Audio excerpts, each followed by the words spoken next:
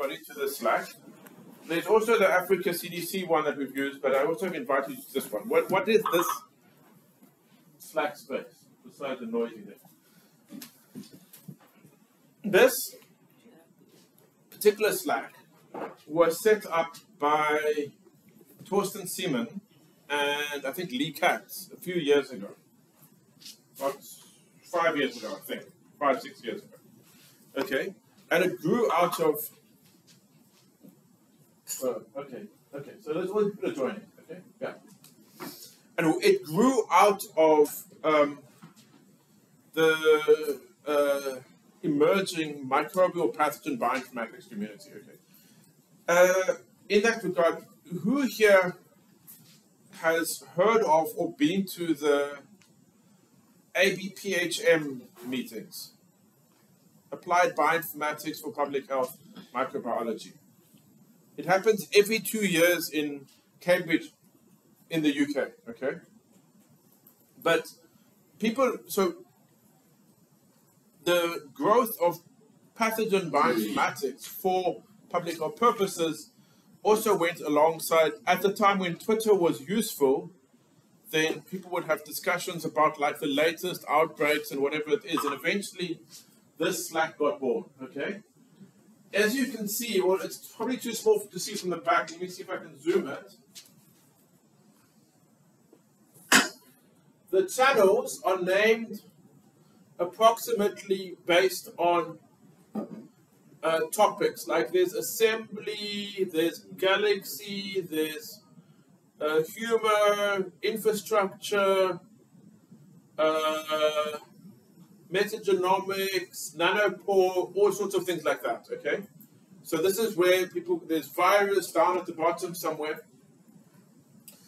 If you're new, please post an introduction into the introductions channel, okay? It is basically an English language Slack, but an example of, let me look at an example conversation, just to put Osvaldo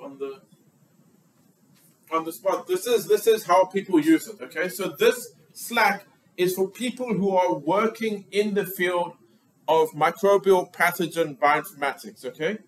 It's a bit of a, it's not public anywhere. So nobody, there's no website where you can find out about this because it's grown by people inviting other people with the idea to try and keep the conversation relevant and high quality. So that's why it's been a little bit of a, you know, people decide who to invite because they only want to invite people who are actually working in the field, okay?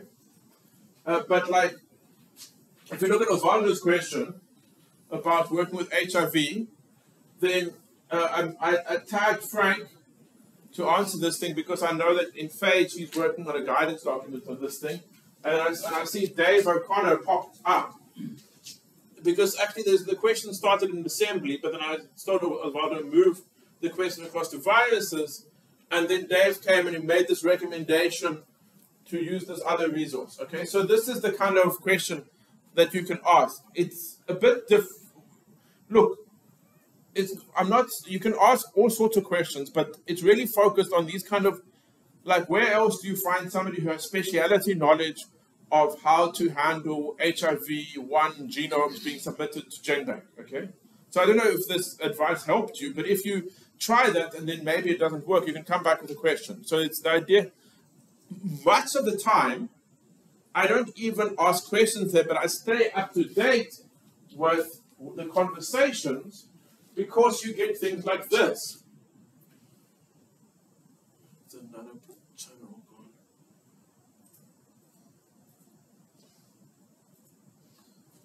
gone.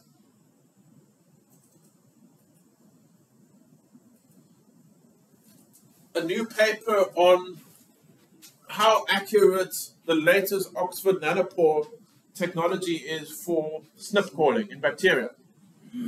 And so, like, blah, blah, blah, all about it, and all of how it works, and, you know, I use it almost like a journal club, that like people post like interesting papers, you know, and then I just pay attention to what people post. There's that one. There's in assembly, I was saying, you might have remembered this morning if you were listening, I said that if you want to polish a Oxford nanopore genome with short reads, you should at least have 25 times Illumina depth to do your polishing. I took this comment over here that came up the other day, okay? Because somebody, this is George and Ryan, I mentioned Ryan, did this evaluation, and they found that like to get accuracy, you need 25 times Illumina depth to do your polishing, okay? And they found that the best tool is this thing called PyPolCap, okay? So I'm just saying that even if you don't ask any questions, if you just read it like reading a newspaper, you know, read what people are posting about. There's a channel called Papers.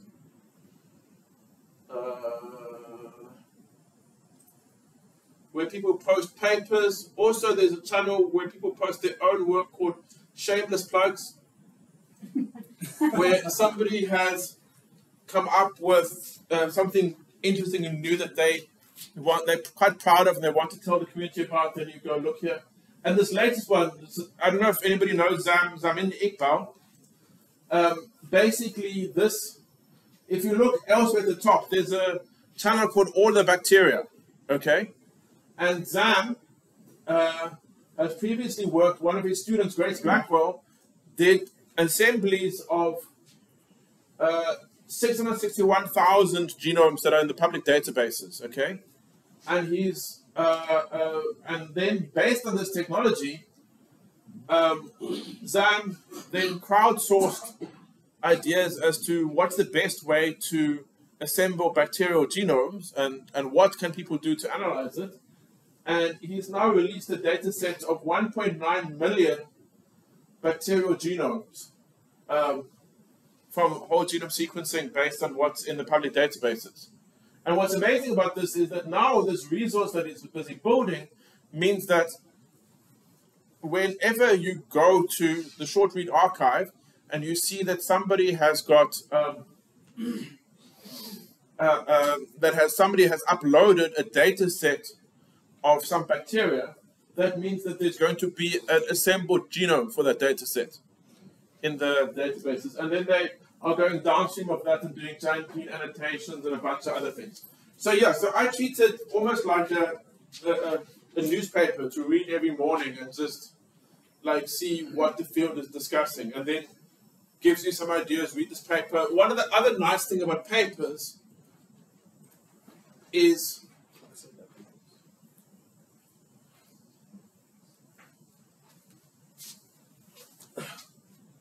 so many people ask questions like this. Does anybody have the PDF for this paper? And I've never seen somebody ask for a paper and get an answer, no, we don't have it. Because somebody, somewhere has a subscription to that journal that you can get a copy of that paper. So if you're stuck finding a copy of a paper, then this is also useful. So anyway, so it is a great community resource. This is where I've learned so much of what I know. And I hope that people also find it useful and yeah, keep up with the field and learn and then teach others from here. There's even an R one. Yeah, there's an R programming one. So if you get stuck, if you can't install your R packages, then for whatever it is,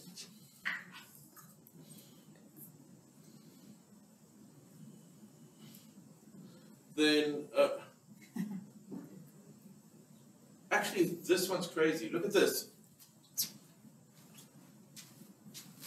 I forgot that Leah did this. I don't think this is in the wild though, but anyway.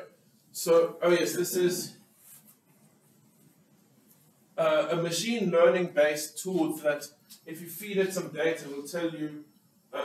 Lee works at the foodborne illnesses section of US CDC. And so this is like, if you give it some data from somebody who maybe has got sick and they're showing up and there's a foodborne illness, this thing will try and predict what they ate, which is pretty cool. This relates to what you were asking about earlier, but I think for more human diets, you know, and it's now a new R package. But yeah, so by the way, Tracy, did we find a place to put that link yet? I think, did you add it? Lee maintains a website called Awesome Bioinformatics Education that's like full of like. We're gonna put it somewhere, but it's just a list of like loads of different training resources. So yeah, so there's programming tips, there's all sorts of things, and like I say, I mostly am a reader here rather than a writer. Of course, there's also rants, people just letting off steam and complaining about things that annoy them. It's a very, very commonly used channel. So yeah. Okay. So now I want to actually run some analysis with Bactopia. Okay. So I need to find my window. So we've downloaded our data sets. Okay, so now, just to be clear, all of us should have a folder called Vibrio, okay, which contains the reads, contains the data that you downloaded, okay? So in your Vibrio folder,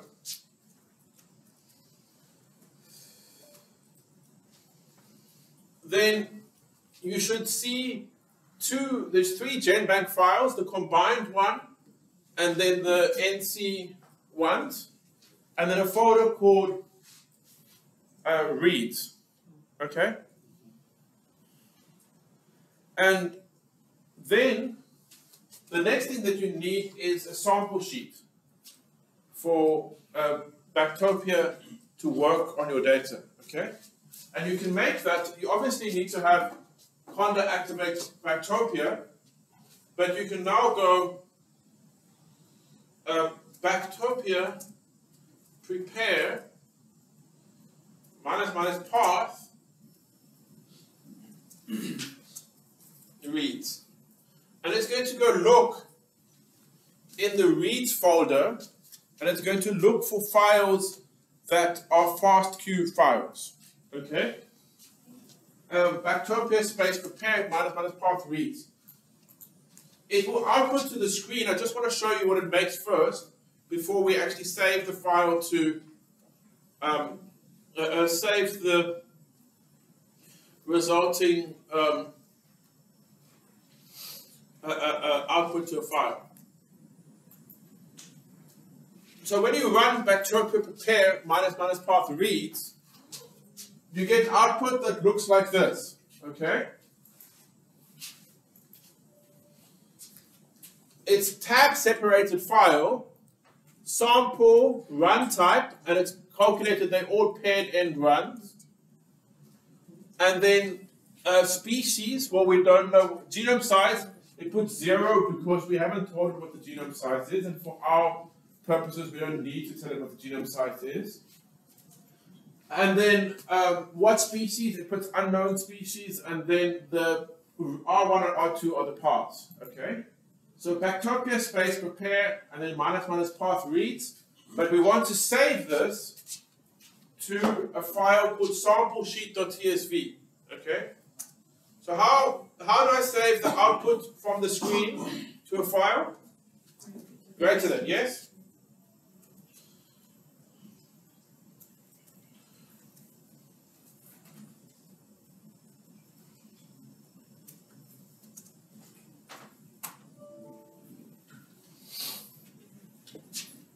And when you're done, you should have a file called samplesheet.tsv in your Vibrio directory. This must be in the same directory where the combined.genbank and other things are. Okay?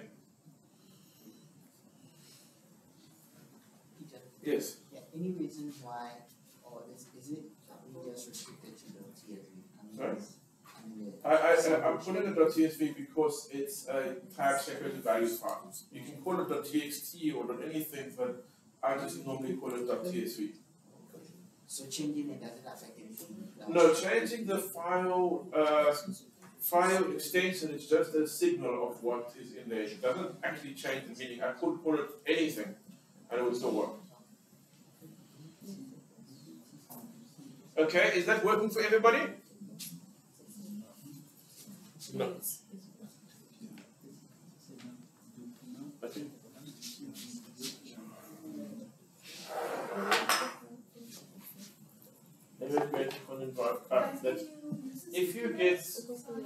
Okay. If you get a message error creating conda environment, that almost certainly means that you've used the wrong command. Okay.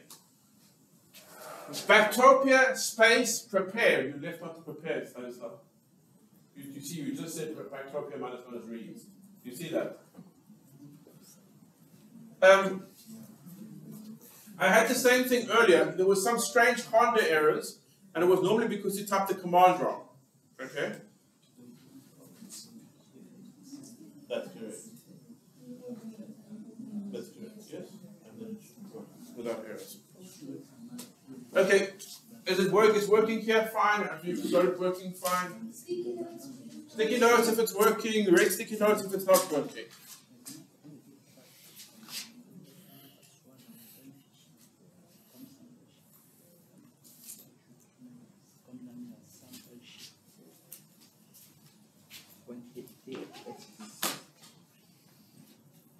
Check something on.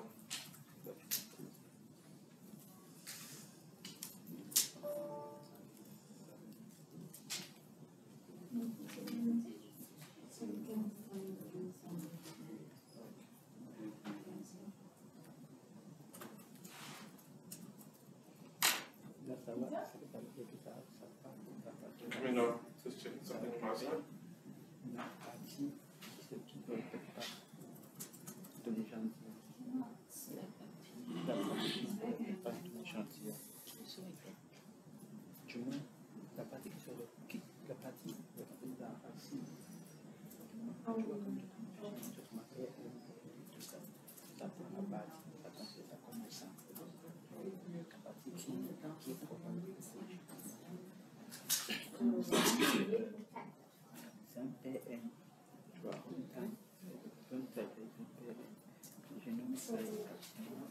Does anybody have a big flash drive that I can borrow? Like more than 8 gigs?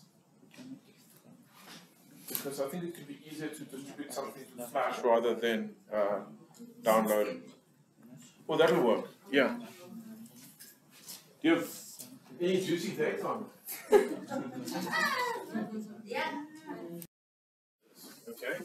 Let me just copy the script so that I can show them on the screen. If my mouse is going to show up there.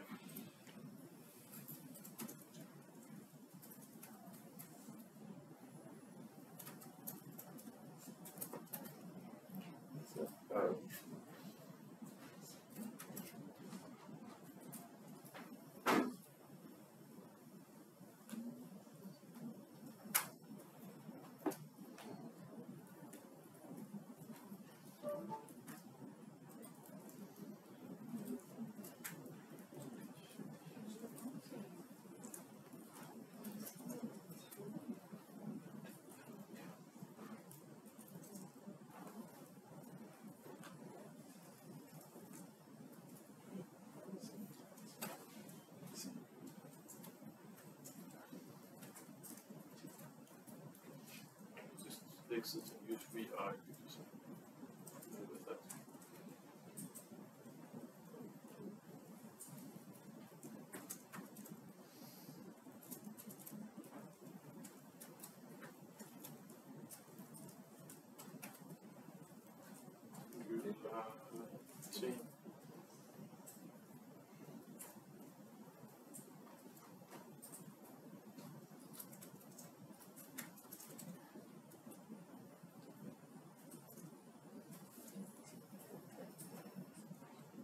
I will share this so you can just copy and paste, but just getting everything right first.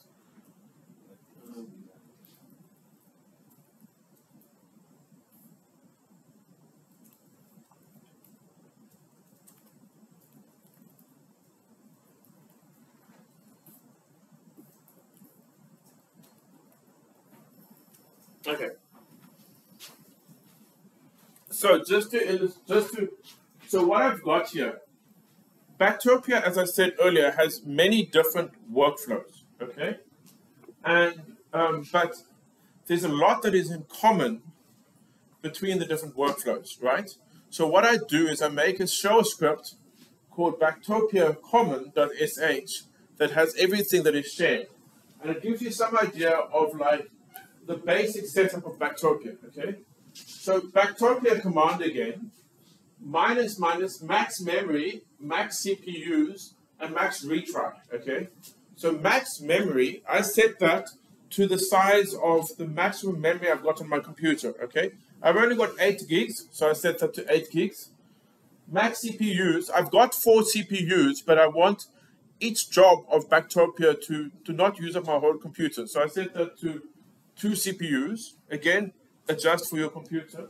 And max retry is 1. Okay, so when things went wrong with Bactopia, that's normally set to 3, but I didn't want it to keep retrying and retrying and retrying, so I set that to 1, so that it would quit quicker in my testing. Okay, but then the next thing, well, minus profile singularity or Docker or nothing. Okay, so as I mentioned, there's the different container systems, singularity and Docker.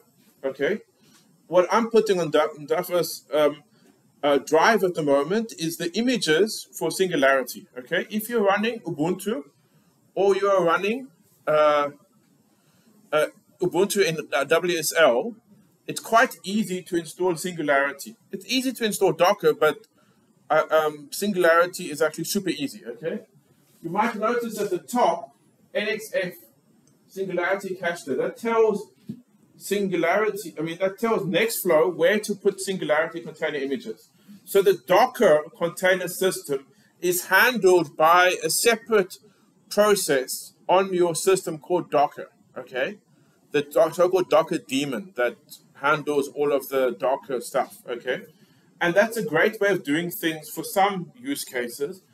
But if you're running just your own workflows, then Singularity just uses files as the images that it's going to use for computation, okay? So, so by putting that Singularity cache there, I'm telling it, look in that directory for the software images, okay? The top line is what I normally use. It uses Singularity for containers, for its software. It will download from that Galaxy project site that I showed you guys earlier if it doesn't have the Singularity container. If you put the files in your Singularity cache, it doesn't need to download anything, okay? That's what I was talking about, pre-populating your cache.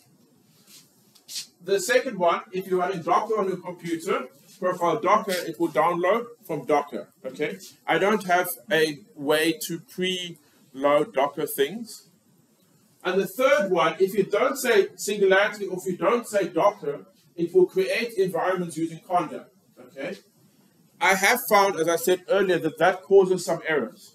It actually works with the clean your reads workflow, and it works with the snippy workflow that we want to use. But to make life safer, I'm going for most people, I'm going to recommend using the Singularity thing, and we can get that all set up for everybody, okay? Mac people. George, do you know, does Singularity work on a Mac? Yes, but it has to be through backgrounds. Through what? Backgrounds.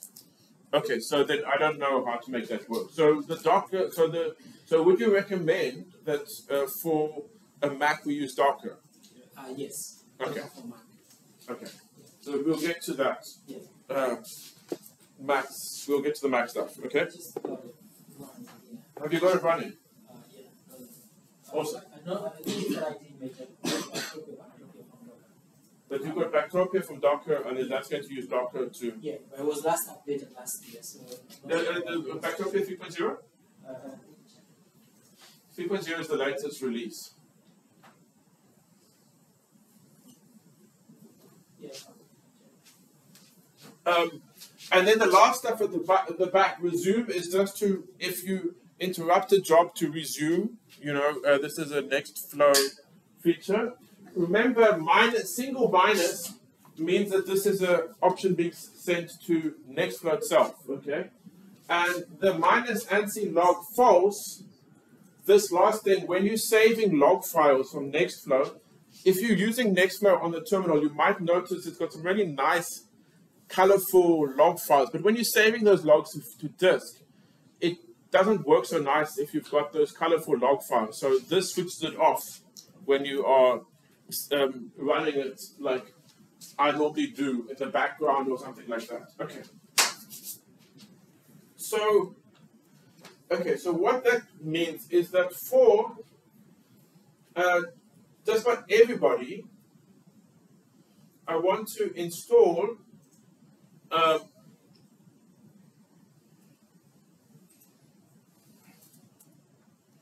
just finding the right window. I want to install Singularity using a project called Apptainer. I will put this link in the Google Doc in a second. So Apptainer, the Singularity container project, has a complicated history. But let's just say that Apptainer is basically where you get Singularity these days, okay? And installation on Linux, I'll put this link in the, I just need to find the exact correct link. Leaving aside all of those things, there is a thing down here on Ubuntu. So Debian packages, install Ubuntu packages. This one, okay? Let's just copy this link and get to the Google Doc.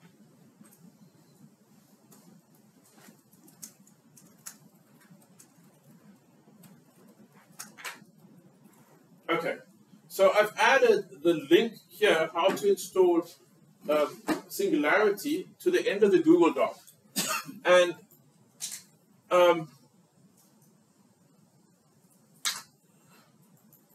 do you see these two green blocks over here?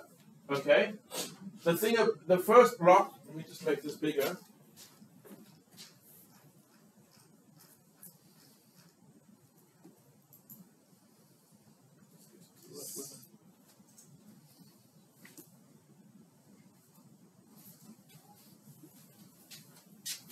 This first block with the sudo apt update sudo apt install -y software public common, and the second block.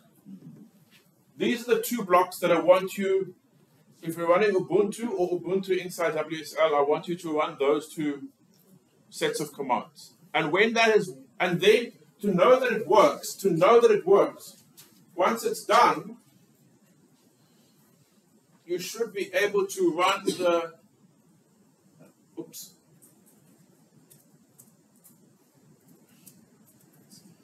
If you run the Singularity command, it should give you some output, okay? So please, can you go and install this first two blocks? If you've got there, put up a green sticky. If you've got errors, put up a red sticky, okay? And if you're on a Mac, that's you, and so what is the recommended way to do these things? So you found a Docker container for backup yourself? No,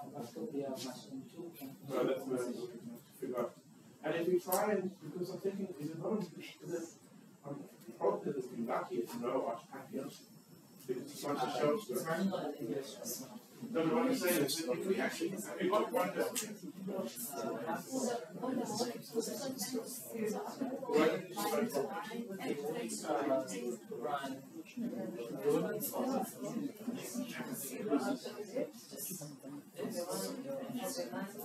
which are not okay, so then the other thing that I've tried, okay, so is to actually just run Nextflow directly. So instead of doing, so if you get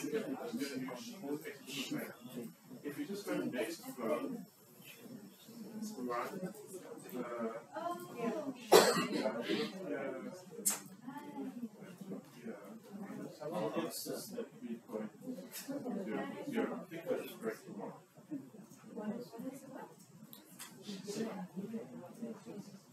Oh, V at 3 is.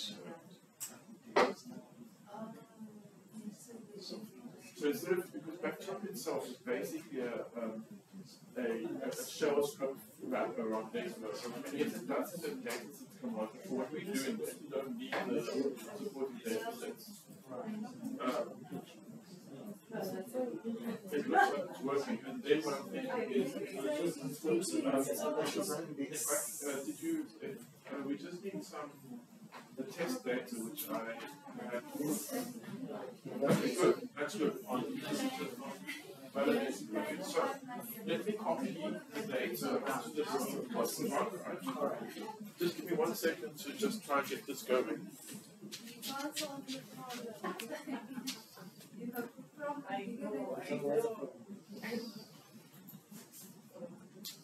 Okay, so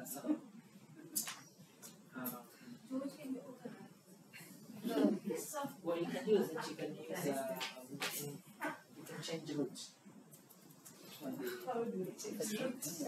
Change the route. why does it need to show root? Oh, because you're running on somebody else's computer. Okay, but are you on? Does it have singularity? It might have singularity already. Check whether it has singularity. This is type singularity.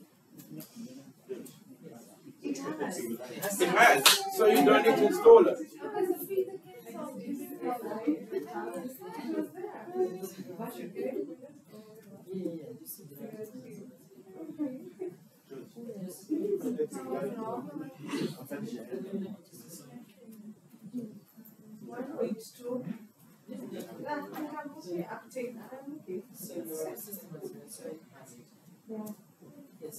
Say thank you to the system administrator.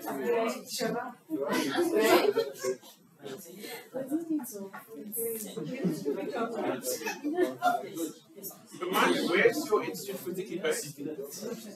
What? Where is that? No, it's not reference. Oh, is that where it's coming from? Okay.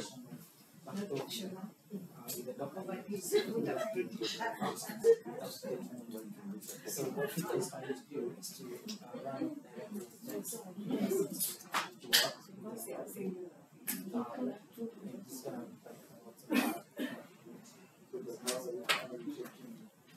so let's. My guinea pig, let's just try this on your laptop. Yeah, we could try the instructions.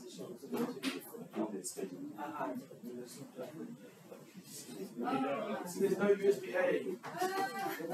There's no USB-A to USB-C. It's not this thing. Come on!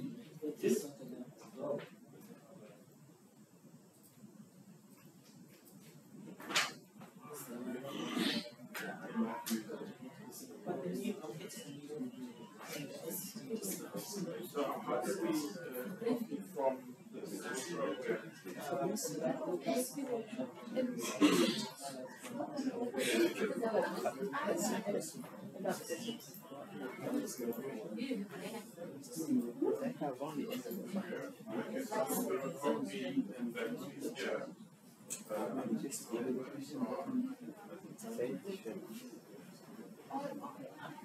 Let's see if I can get.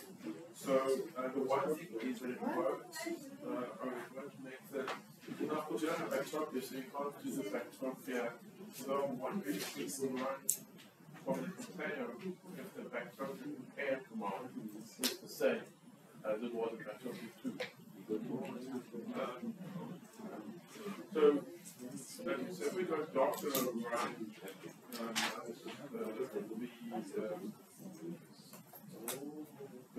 PWD, Docker run.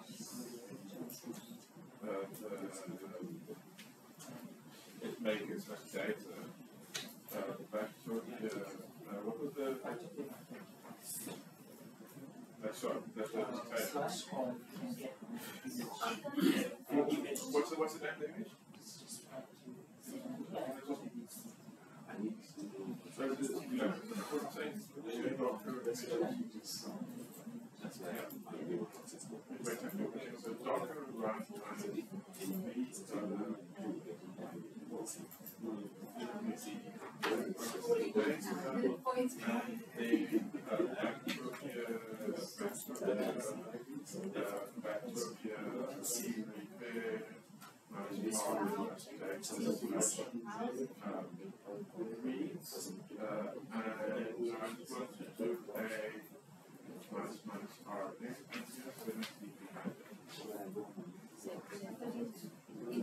they've changed the, this was changed, I saw this in the documentation. Is it also but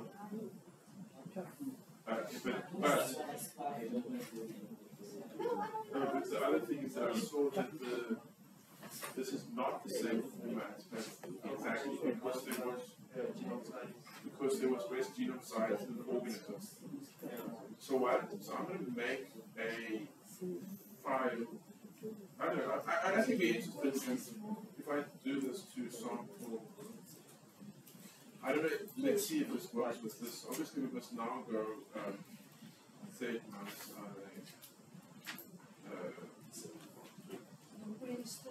S slash we want to replace that.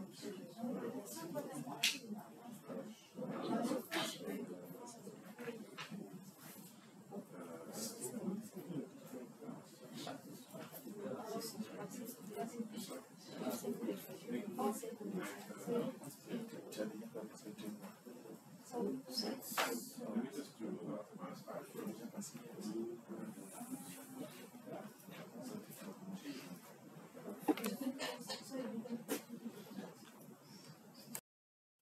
You don't. Your things go so badly for you that you don't even have a green stick. Yeah. No, yeah. Sorry, let me just hear you over all of the laughter. Yes. So you've got Docker, yes? So you can use Docker profile if you want. No, it's pros and cons. Let's go with the Docker profile. I don't think that you the only thing was that yeah, let's just leave you with let me just leave you with Docker. Let's see how it works with Docker. Because for the singularity images, I'm going to go around. I'm going to go around and carry the hard drive for everybody. I think we do. But anyway. Yeah. So yes,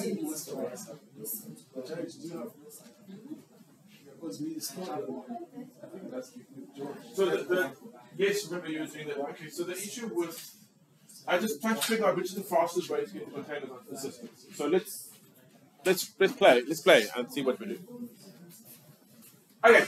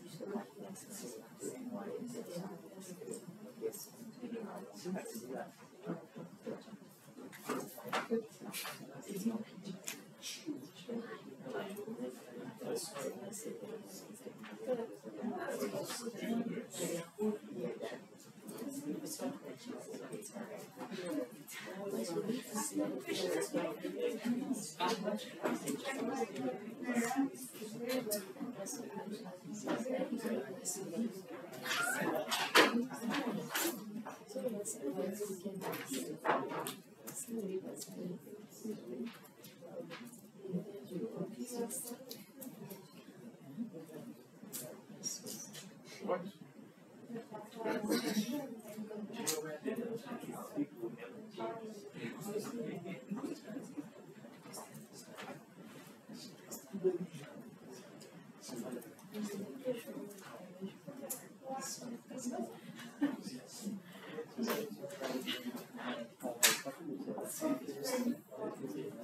Okay, the next thing that I've put in the document is the link to that script that I'm calling Bactopia common.sh. Let me just see if I can, if this wget command works, just hang on.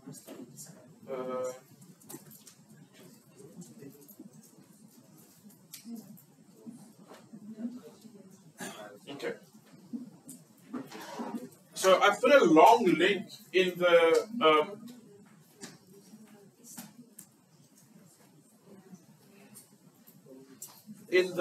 document, in the Google Doc that we're using. If I just can find my mouse.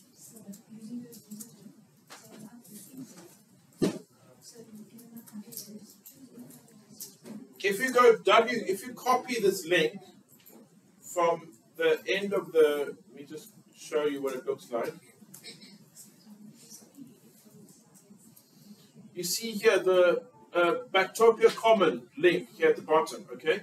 So if you copy this whole link like this, and then you go wget, and then you must make sure to put it in quotes, single quotes, because it's got funny characters in the middle there. Not sure if, actually, I don't know if it's needed. Let me just, hang on, let me just test something. Wget, and then that link, yeah. Yes, if you just go wget, and then that link that you get from the Google Doc, that'll download the Bactopia common.sh file, okay? Which is the one that has all the common options, okay, for Bactopia. So please download that just with wget in your Vibrio directory, where you've got all of your data and things, okay? Just getting us all set up for actually running the Bactopia, okay? What did what? What does it say? Oh, sure, but it's got quotes around it. Okay, okay. Do not download that. I need to fix something on the link side. You're right. There's something gone wrong here. Don't download that thing. I need to fix. Edit. Where's the edit button here? Okay. Now I've got a problem how to delete that thing. But update. Sorry, people. Can you?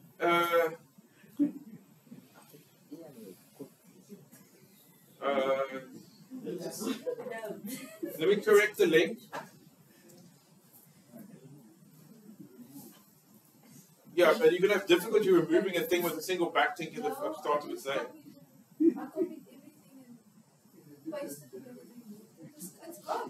Good. Let me just go correct the link before anybody re-downloads. Just hang on. I just need to find my mouse on the screen. There's the mouse.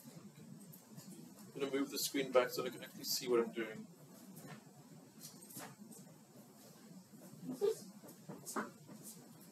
Okay. And if you have downloaded it accidentally, then delete it. Okay? So delete it RM. But to me, I have to do it like this, backslash. So I just add this and then I copied it. That's what I'm Oh, you just did it ls? Oh, and then you delete it like, yeah, that's correct. You can also do that, ls, and then just delete this thing with a back tick in front of it.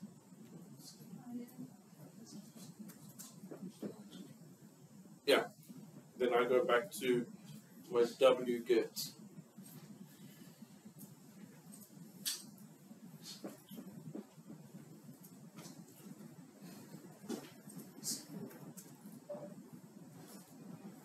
Okay. There, Bactopia common without any like funny characters in it. Okay. So inside of that, I've set whether you're using Docker or Singularity. As Mpanga pointed out to me, most people have actually got Docker set up on their computers because because of last week's lessons. But most people also have Singularity set up. So the first, I've set it up to use Singularity. If you're using Docker, comment out the top line with underneath where it says Singularity and uncomment the Docker line. So what I mean by that is, if you want to use Docker, comment this one out and uncomment that one, okay? It's just changing this minus profile thing. I've set mine to max memory 8, max CPU is 2. If you've got a computer with more memory, you can set that to a higher number if you want. Okay?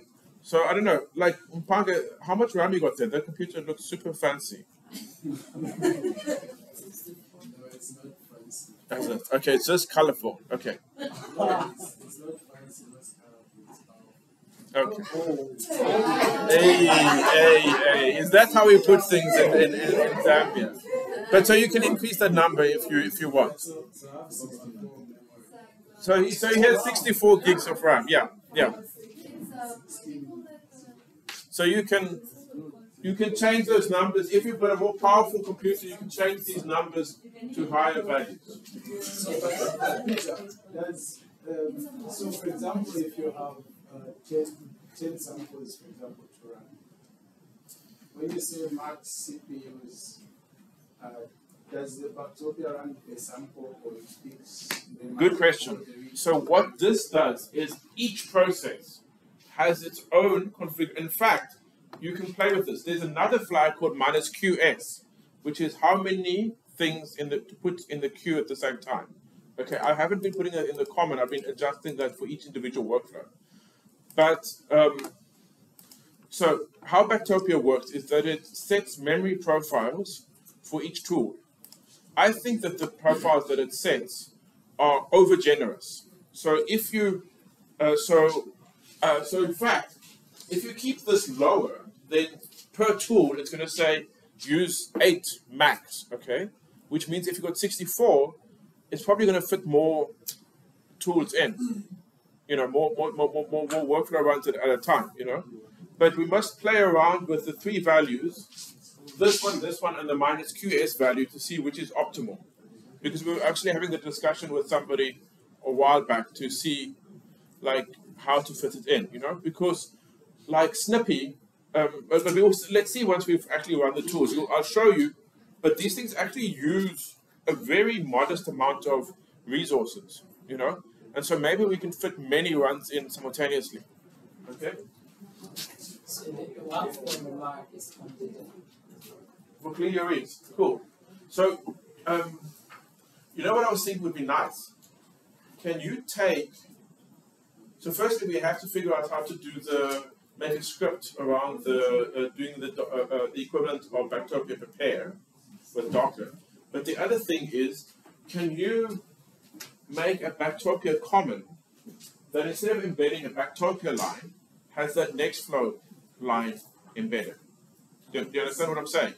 And then because you could actually make your Bactopia common to be very similar to this one. And then we'd all end up running the same, like, kind of commands. Just behind the scenes, different things would happen.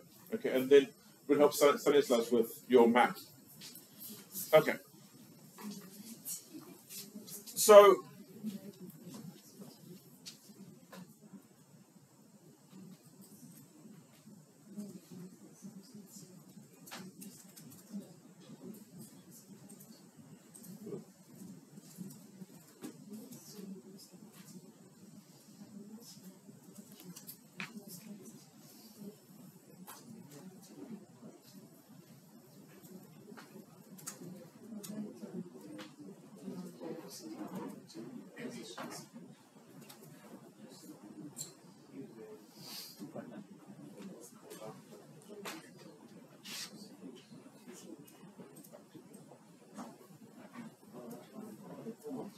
okay, so I'm going to give the actual command for running Bactropia, but I'm just going to make a guess quickly.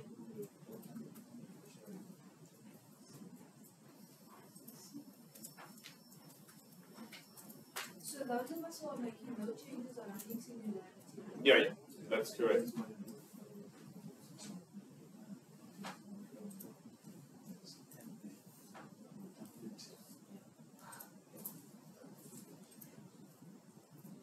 Where did I put that other document? Sorry, I'm just trying to find the right window now. Just where's that window? Okay. Mouse.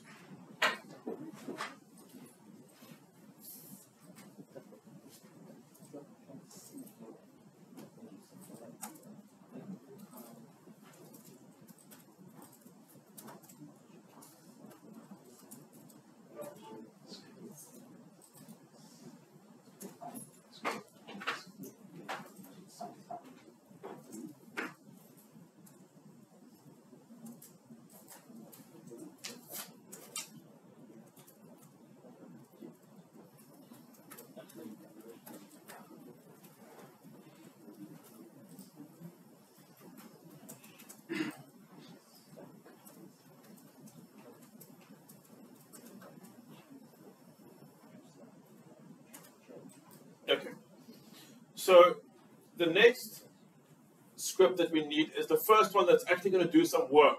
Okay, can you wget this next link? Okay, and if you wget that link,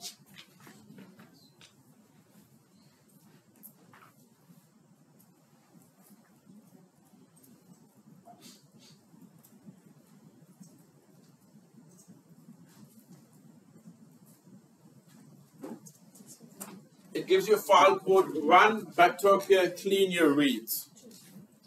Okay.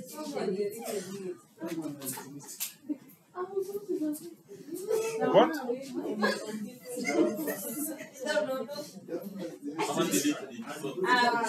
Someone deleted the link. Who is that person that deleted the link? Undo, please undo. Is it back? Yes. Okay.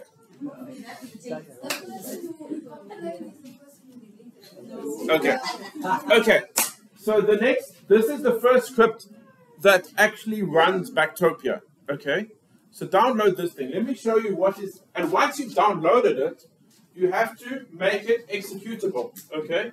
So once you've done your wget, you must chmod a plus x run Bactropia clean your reads. Okay. You must make it runnable. Okay.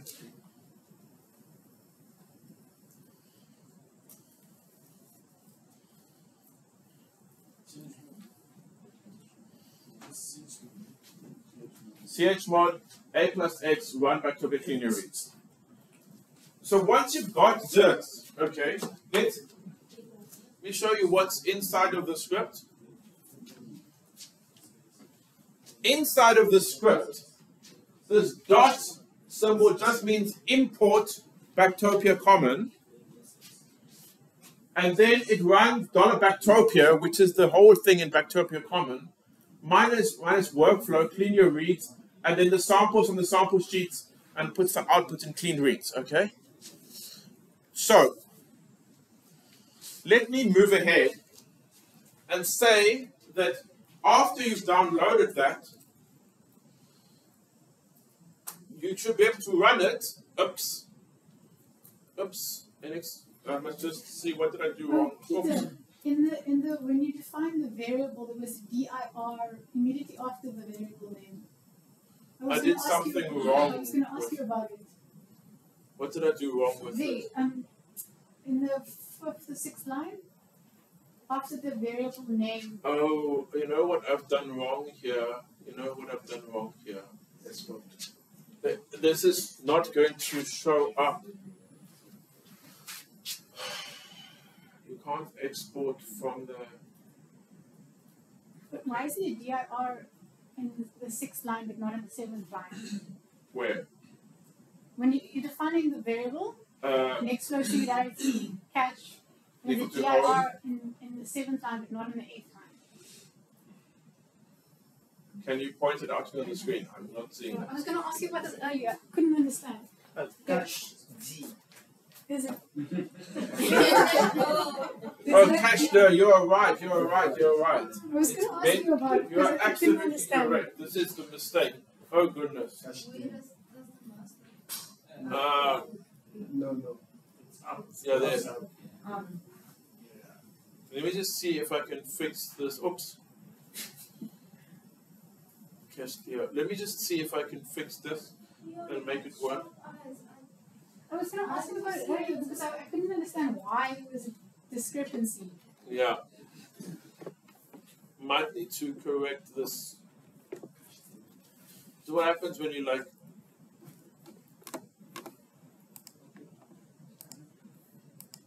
Okay. Sorry, so now I need to correct that gist and get everybody to download it again, but how? Just hang on 1 second while I fix up the... Sure. Can you edit the file with Nano? Yes. And just add the DIRs where they are missing. You can download, if you want to re-download, then what you do is you go wget -c. No, will that work? I'm not sure. Then just delete it and re-download it. No, it won't. It will make a file called backtopia_common.sh.1. So we can just remove the one. You must delete it first, and then, or you can edit it.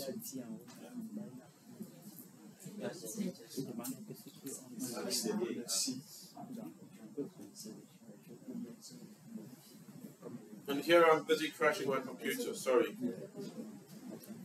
Okay.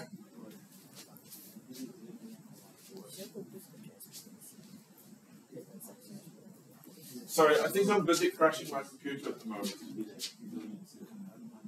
Where's my mouse gone?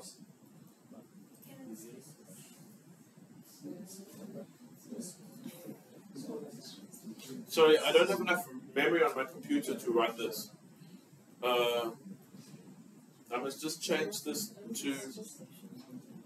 So I'm going to go in the opposite direction. Instead of making this bigger, I'm going to change this to a smaller number. See if we can still run.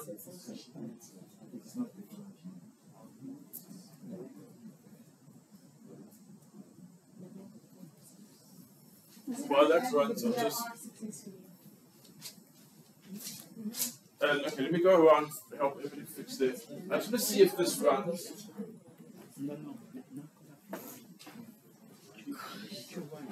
Just hang on 1 second, I need another window.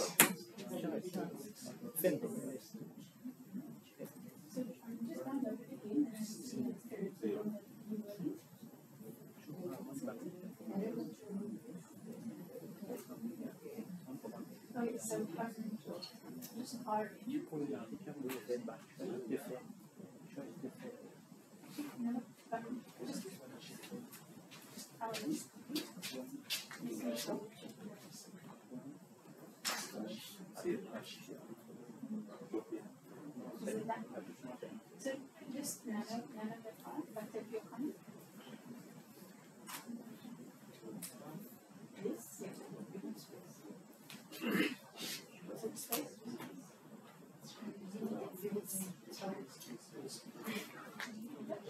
just want to see if this is going to fit into my memory.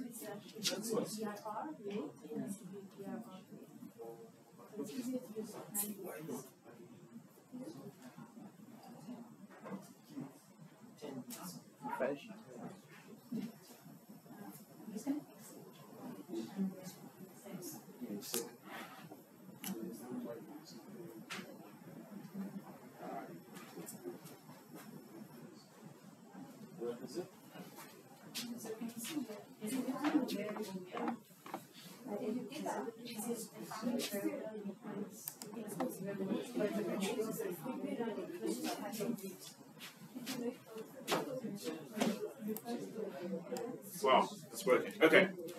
So, who's... Yeah, I will... then you... Once you've got it... let me just let this one run because... Okay, once you've got everything downloaded and you fixed up the Backtopia underscore common thing, then just go /run Backtopia clean your reads. Okay, just run the script that you've just set up. /run underscore Backtopia underscore clean your reads. Okay, and then I want to see what happens to everybody because then it's going to be interesting. Okay, because mine I didn't have enough memory and all of those kind of things. Yeah. What is the command? /run Backtopia clean your reads. I just want to see what everybody has got.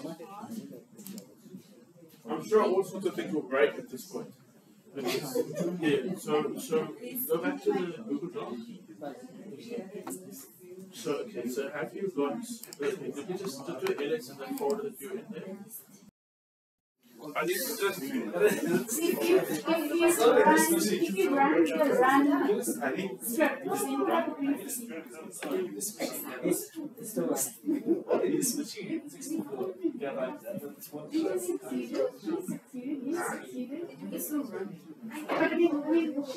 But if you're not getting lots of error messages like I was getting.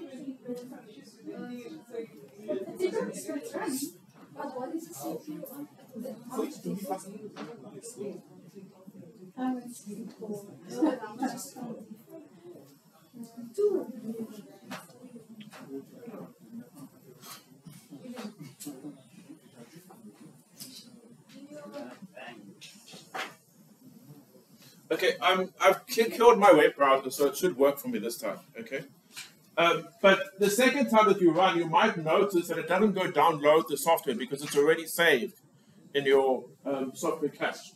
And also, you might notice that it's using resume, so it's not doing the stuff that it already did. Okay, so it was just the one sample which was having issues, you know. So this should run soon. And Charity, did yours work with the Docker? Or is it busy working with the Docker? What? Are you moving to Singularity? I want to, so once Mpanga is logged back in again, I want to see if the Docker works. It should work. George got it going on on Docker on macOS, which is, so you know, we had the whole discussion about different CPU architectures and things like that.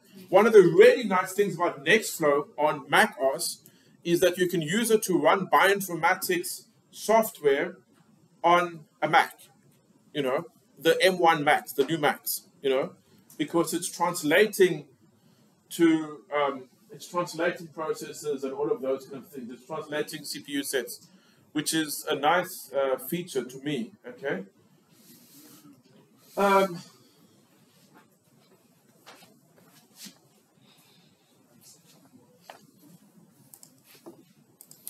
This should be done soon. And what I want to show is, the first thing I want to show once you finish running is how you can examine the run logs, okay, from Backtopia run, okay, so that you can see what it actually did. This is busy running. I'm guessing that this is running fast key at the moment. Just htop the window. No, it's doing a gzip. It's doing a fast queue scan. Mine, it's nearly done. Wow. On my side, which is, what is it doing? It's running fast QC. I can see what it's doing because I'm watching in my HTOP process view on this side. If you're using Linux or WSL Linux or anything with Unix, then this is the output from, where's my window gone?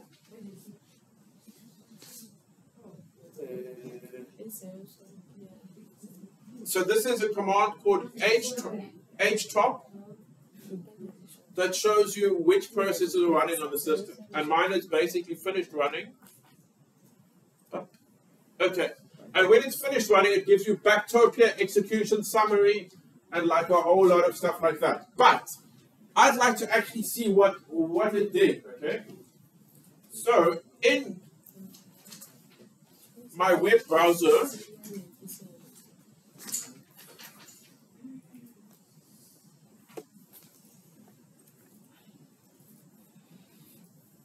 so I'm in this folder on the computer, okay?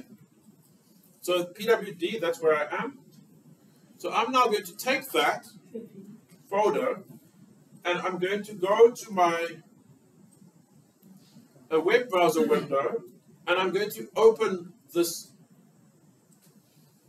folder, okay? And now when I open this folder, you see I said that the output directory for my Backtopia should be a folder called cleaned read. So I look inside there, and there is the different sample names, okay? But you see at the top there, it says Backtopia runs. This is where I can find information. Now, I ran Backtopia more than once, so I've got multiple Backtopia run directories, but only the last one succeeded, okay? So I'm going to look in the top one, and here we see there's a folder called NF reports.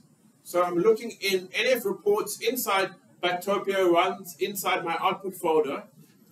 And I can look for the clean your reads report. And it tells me this one only ran 2 jobs, but the others were cached, but I can see what they did.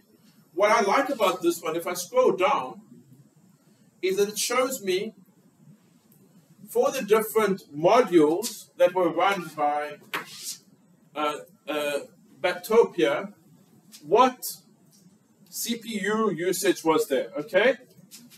So, gather module, which really does almost nothing, wasn't using much, but we see here that the QC module, which is the one that runs FastP and all of those things, was using like maximum CPU usage, okay? So CPU, fine, if your CPU is not fast enough, then all that means that things take longer.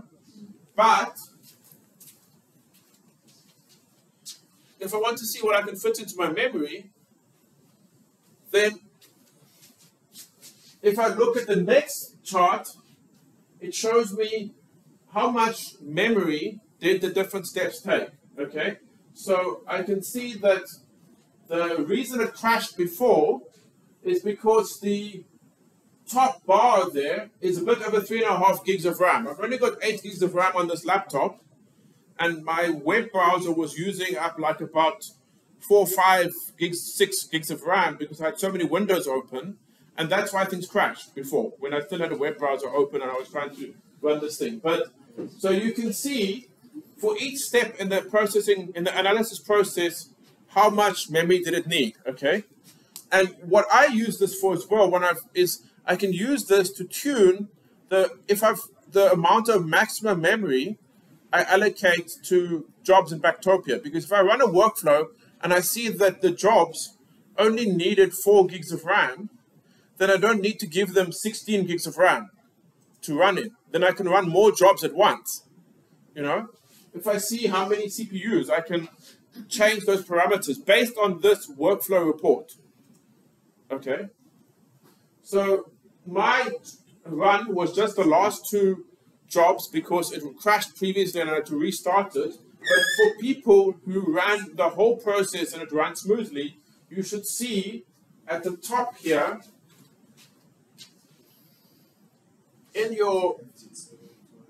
you should see here 12 succeeded, not my gray 10 succeeded and 10 cached and 2 succeeded over there. You know, you should see that all being green, and then you'll see all of the details down at the bottom of how much memory it took. Okay, that's in the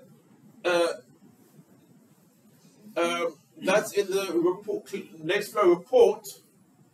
Then the other thing gives you lots of details about the different jobs that were run. Then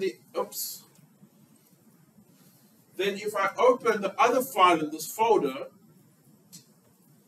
it's in the wrong folder. Let's go back to where it was. Vibrio, cleaned reads, Bactopia runs, clean your reads.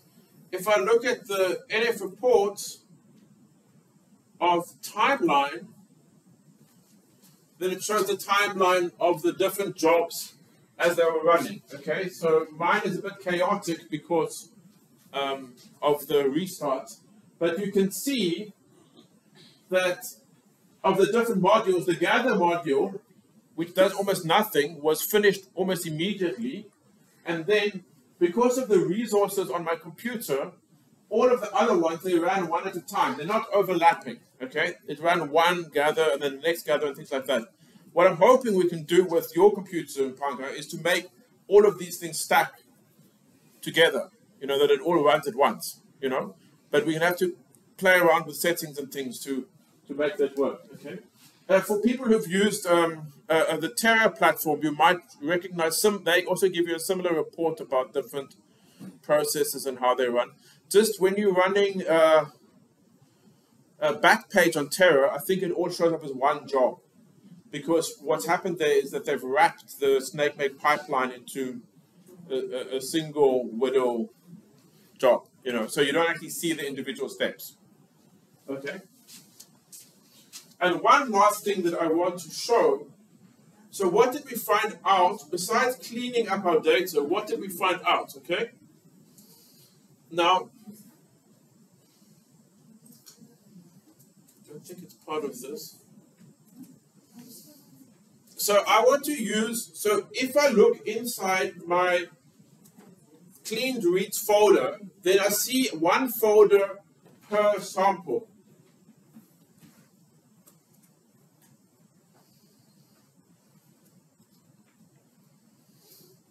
And inside there, it's main, okay?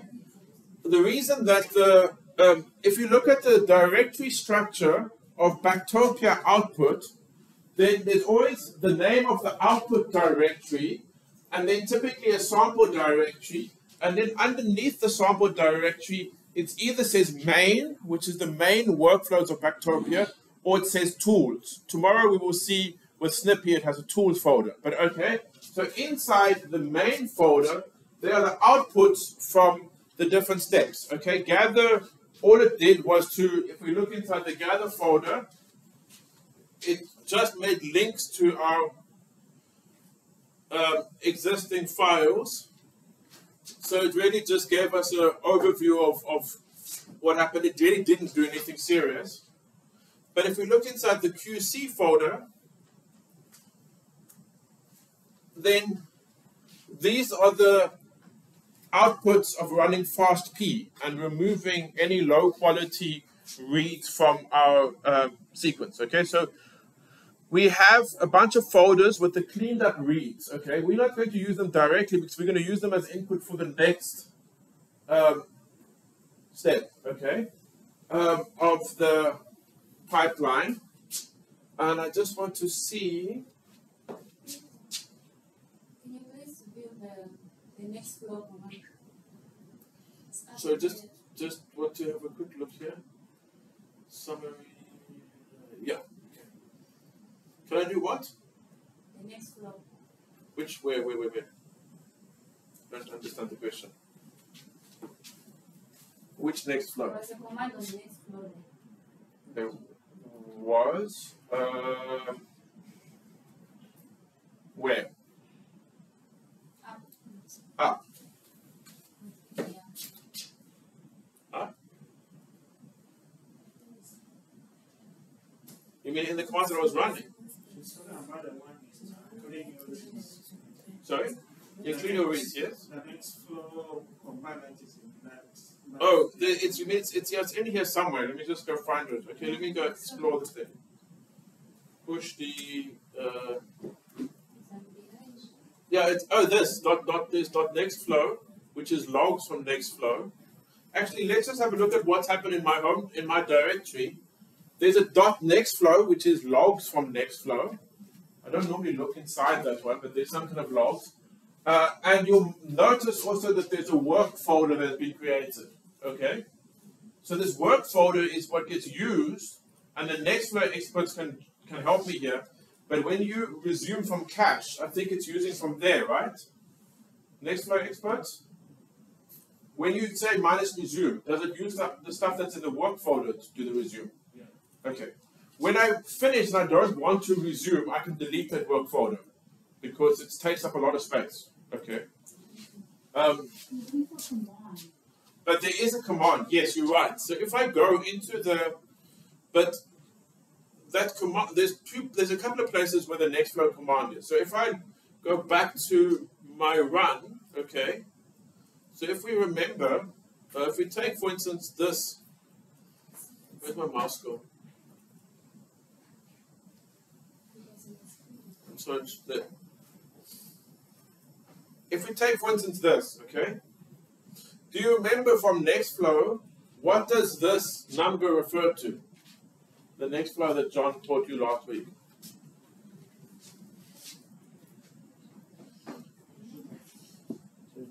What are these funny numbers about? That is a location in the work folder where it was running this job. Okay? So if we look in the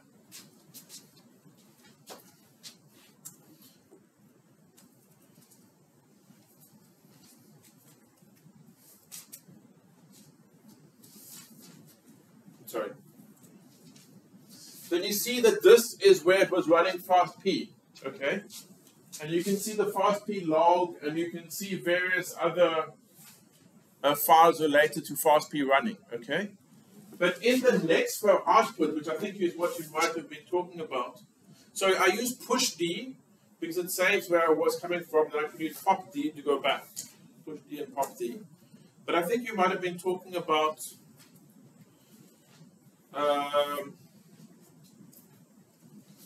Backtopia runs, let's take one of these updates. 15, 13, updates. And the NF reports, don't think the commands are in here, no. I'm trying to think what you could have seen that you wanted to go back to. NF reports. Yeah, I'm not sure what you saw that you wanted to see again. It was dot next flow something. Oh, there's a dot next flow, yeah. There's a dot next flow. And the dot next flow is stuff that is keeping track of Nextflow's runs, okay? Which I think is related to the cache and things like that. Nextflow, John, do you know what actually lives in the dot Nextflow folder?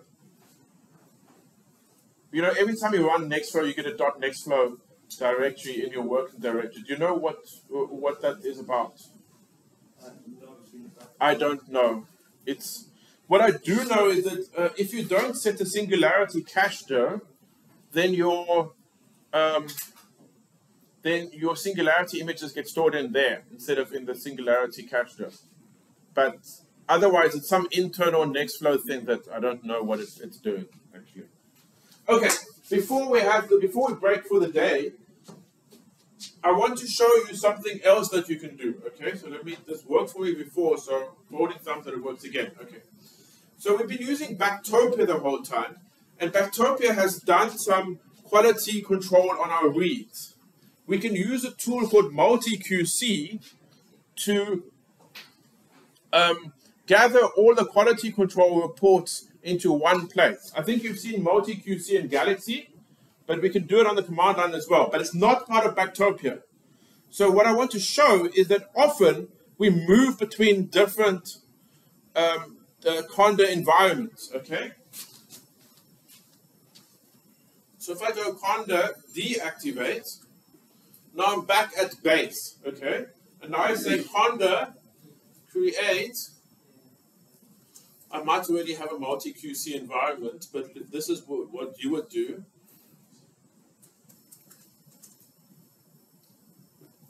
I've already got one, but I'm going to overwrite it. I'm going to create a multi-QC environment for myself, okay? Which just has the... I don't know what other people who have worked with these things like doing, but I like keeping each tool in its own environment. Bactopia in one environment, multi-QC in another, even SAM tools in another. I don't know, other people who use Conda, do you also do that? I just find that way things don't clash with each other, because then, like, else you get this complicated solving environment where it can't figure out how to solve the environment, okay? So I'm going to install multi-QC, and I will put this in the notes that I will finish preparing later. But now it's going to give me the multi-QC command, okay? And multi-QC is a kind of, it knows how to read lots of different output files, okay? Executing transaction, okay. So, now I'm going to go conda activate multi-QC. And now I can say, I'm just going to run multi-QC to remind myself of all the command line options. Minus help.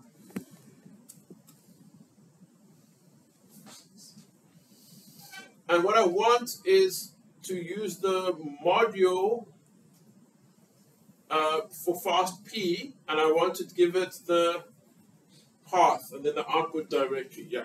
So multi-QC minus module fast P. I just wanted to go fix the fast P results, and then minus out dir, and I want to say fast P summary, and then I want to say take everything from clean your reads and all of the SRR what folders, all of the ones that are named after my samples, okay? So it goes and gathers all of that stuff together, and it puts it, if we do an ls now, I told it to put it in the fast P summary folder, okay? So now I can go back to my web browser, and I can open, so let me just go to the correct folder. Correct folder is this one.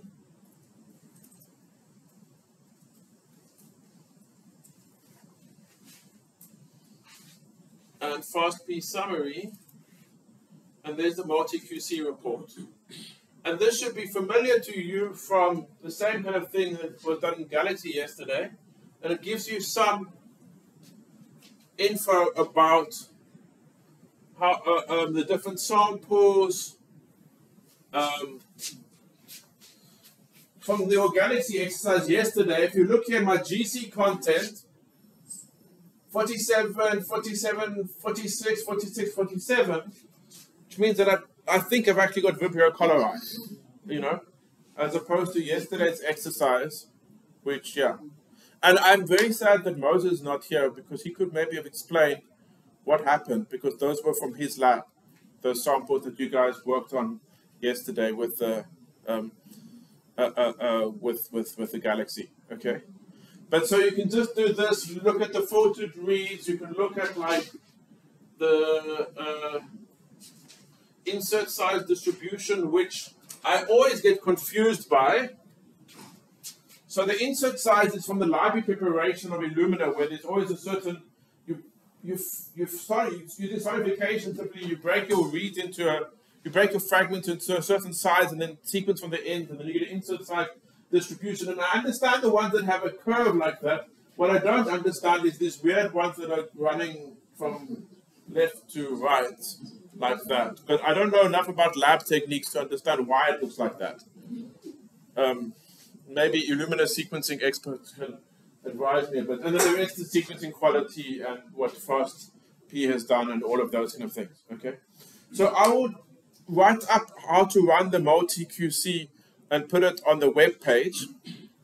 But I think that we can end here for today. Tomorrow I want to look at using Snippy, looking at phylogenies and linking together your phylogeny metadata, viewing it, doing some of those kind of things. And also how we can, and I think this is important, we're doing all this command line work. I think that's great, but we can also move between command line and web resources. And I don't think that's a bad thing at all. We can find the best resource for the job, you know? Okay, cool. This actually worked better than I expected. I expected everybody's computers to crash when I did this, but it was only mine that crashed, so I'm happy. Is yours also crashed? Okay, well, I can't look at yours. Mine is just quiet. No, that should not be quiet, it should be noisy. And did yours run in the end, with the Docker? Did you get yours running with the Docker in the end? Because I want to see how many jobs we can make run in parallel on that computer, because by tweaking some of these settings. Yeah, it's finished already. Yeah, but if you look at your graph, did it run them simultaneously, or was it also one after another? I'll be quite interested to see that. But yeah, I don't know if there's afternoon coffee, but so there's afternoon coffee if you want. And then otherwise I'm going to deal with the last couple of problems. Put back my terminal, yes. Is it? Which command do you want to see? Is there any way for them to increase the RAM on their laptops? This is a damn good question. So it used to be that you could add RAM to laptops. But a lot of the laptops, like this beautiful XPS over here, the RAM is soldered onto the board. So you can't increase. But if you look at maybe this laptop, then I'm guessing that this one, sometimes there's space for 2 RAM modules to add RAM. And in Panga, I think that might have space to expand that, but I don't think you can go beyond what you already got, okay? But like my laptop is another one. So the ones that they make for travelers which are light and things like that, and they like solder the thing directly onto the board. But the ones look, so that kind of workstation laptop, in fact, like your one, Nazo, your laptop, I think that can be expanded, okay? And you know, if you look at what Mpanga's got, I suspect that what he's got there is what they sell as a gamer laptop.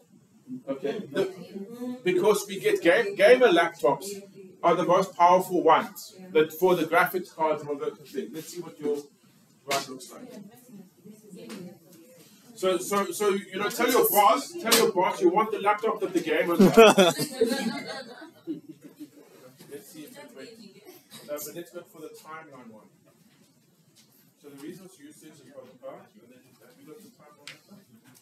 Ah, beautiful. Okay, so this is what happens when you've got enough memory to run more than one process at a time. Once it loads up, screen, where's the HDMI not working?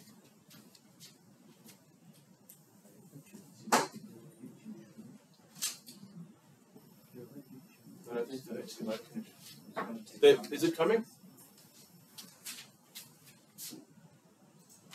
Why is it not picking up the signal? Okay, you can't see it, but basically all of Mpanga's jobs are there. Well, is that going to work? I don't know, just this artwork.